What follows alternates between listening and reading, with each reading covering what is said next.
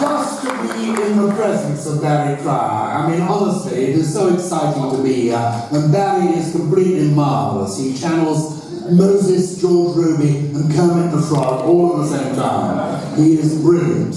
I'm so thrilled to be here. I do want to salute the magazine for having this lunch. I think the publisher, the editor, and indeed the old team in the shape of Jeremy and all the rest are doing a brilliant job. And this is a magazine that, from my point of view, as a reader, goes from strength to strength with every issue. So, well done, team.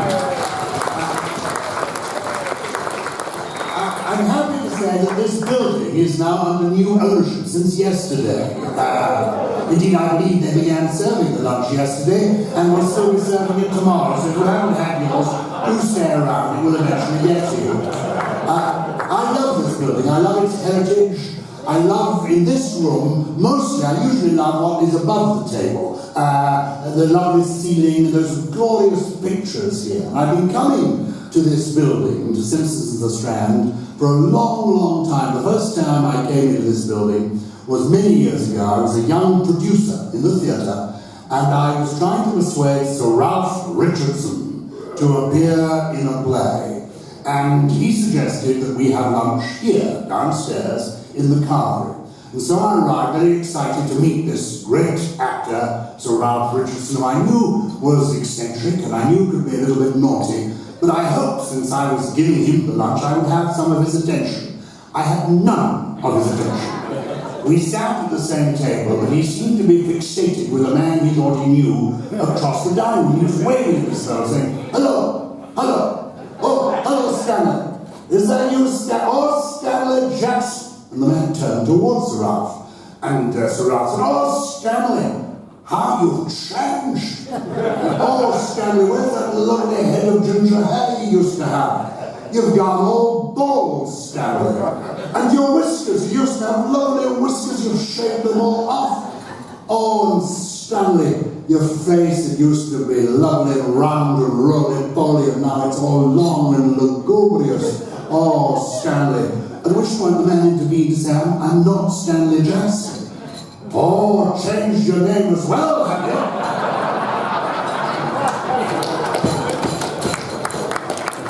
I'm thinking of Sir Ralph Richardson because my book is called Wordplay, and it's a celebration of words and language, and actors of that generation, like Sir Ralph, knew how to use the language properly. I, as a boy, had the privilege of being given elocution lessons by the great Sir Donald Synden, who passed away a couple of years ago, well into his 90s. And when I was a boy at school, he taught me the mantra that he used throughout his life, because he understood that it's vowels that give you volume and consonants that give you clarity. Vowels for volume, consonants for clarity. And he had an exercise that he would perform in the dressing room before any performance. He would simply stand in front of the mirror, as I do now every morning, and repeat the following. Bath, lavatory, lavatory, bidet, douche. I'll just do it once more in case you all want to join in. Bath, lavatory, bidet, douche. Has a certain ring to it, doesn't it? Some of you here, because I see there are some younger people here, may not know what a bidet is. You don't need to know. It's probably in Mr. Fenley's book, because it is a French creation. It's a continental thing, and after the referendum, we'll have no truck with it anyway. So,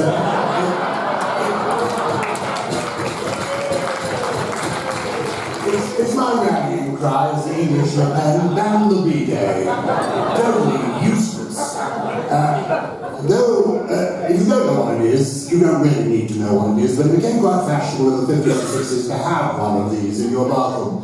And there is the lovely story of the great film director, Billy Wilder. You remember him from directing Some Like It Hot, who was making a movie in France in the 1950s, and his wife was very anxious to have the first bidet in Hollywood. And so she instructed her husband, while he was making the movie in Paris, to find a bidet and ship it back to Los Angeles. And he looked everywhere for this bidet. did Billy Wilder, couldn't find one, so eventually had to send his wife a telegram simply saying, unable to find B-Day, stop, suggest headstand inshallah, stop.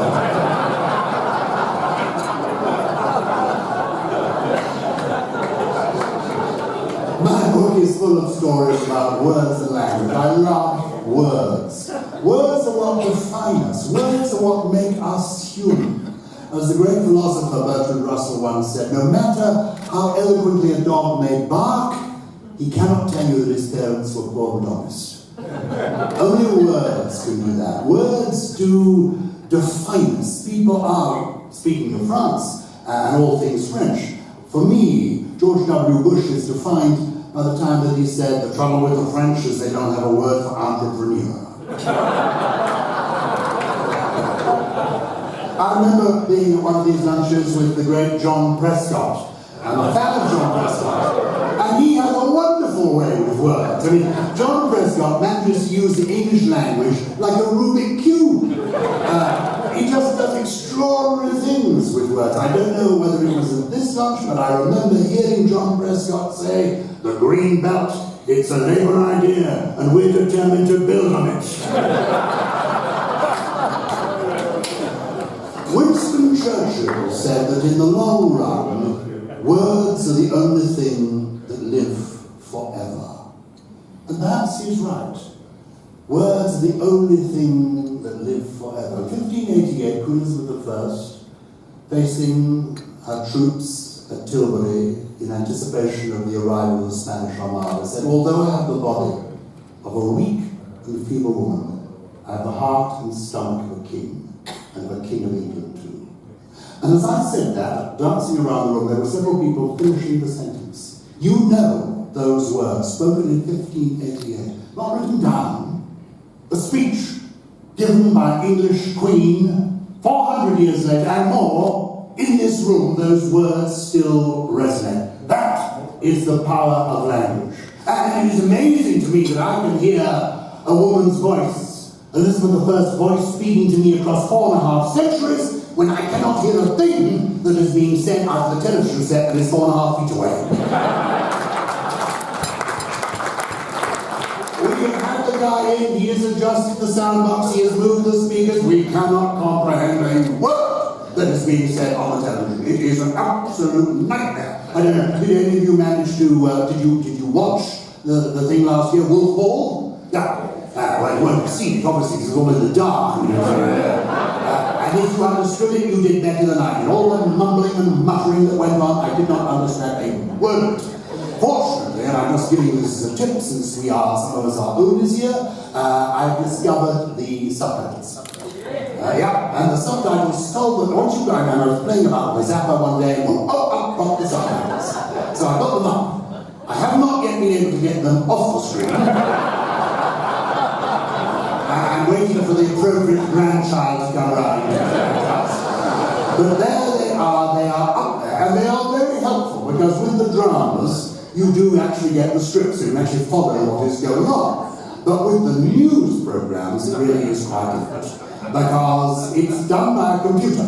The computer listens to the live broadcast and then types up what it thinks it hears, sometimes with pretty curious results. You know, I was watching Wimbledon earlier in the summer, and then I suddenly read the words, Andy Murray has become mature. What's going on? Actually, what he said was, Andy Murray has become mature.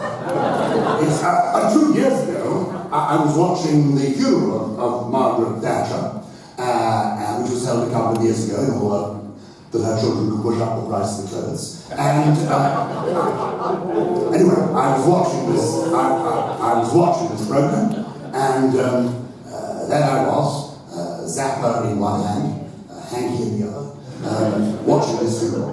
And suddenly I read on the screen, had the subtitles up, I suddenly read these words: there will now be a moment's silence. The next thing I read was, the arch-bitch will now speak.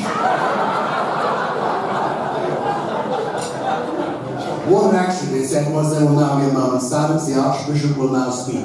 But it's amazing what can happen in the world of words. I love them. I think we should celebrate them, relish them, enjoy them more than we do, and that is what my little book Wordplay is all about. And in a moment, we shall be passing among you, we three authors, so that you may touch our guard. You don't want to do that. I mean, here is a man who's met Helen Mirren's auntie. That's something. I'm not sure he actually met Rasputin or was just telling us the story, but anyway, he seems to have known a lot of interesting people, okay? And does a very good impression of Lord Longford when he was young. Over here we have somebody who was a personal friend of Charles de Gaulle, which is fantastic. So you're meeting living history there. I can claim to actually know Barry Cryer. So feel free not only to touch us, but to buy our books.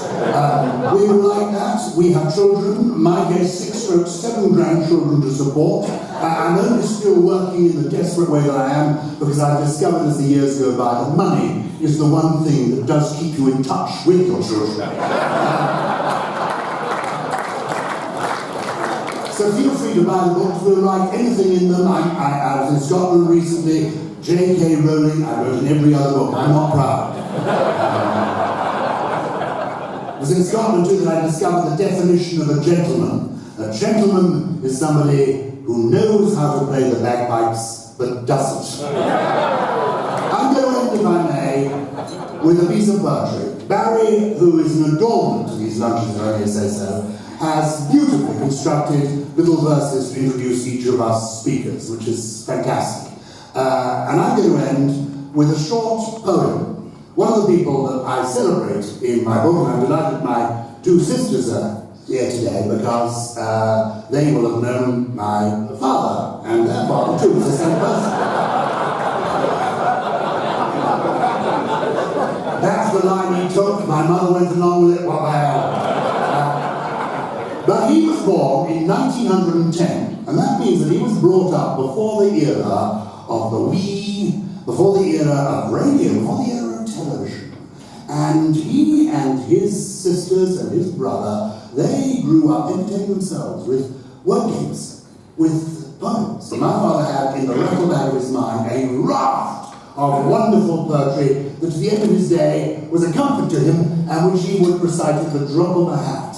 And learning poetry by heart is a wonderful thing, and it can extend your life by 3 to 5 years. Yeah, it's interesting to know that, isn't it? 3 to 5 years. Learn a new poem a week, and your life can be extended by 3 to 5 years, your mental acuity. So I'm going to end with a little poem. It's 4 lines by Hilaire Belloc. And for me it sums up the special nature of these curious lunches. All you people come. It's amazing. East Grinstead must be totally empty this afternoon. All you people, you come to London, I mean, Marylebone Station, I mean, the clatter of Zimmer throats is extraordinary on the second Tuesday of the month. And you gather at this upstairs room as though it were a Masonic lodge. A secret society meets and eats this interesting lunch, which I must say it was a lot better than usual.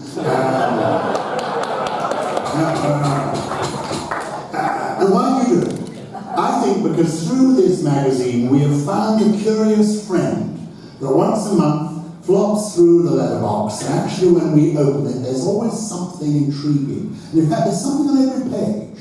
And it's a wonderful thing to create a magazine that can provide friendship and can unite people and have them come to a gathering like this. So as Christmas approaches, let me give you this little poem by Hilaire Belloc.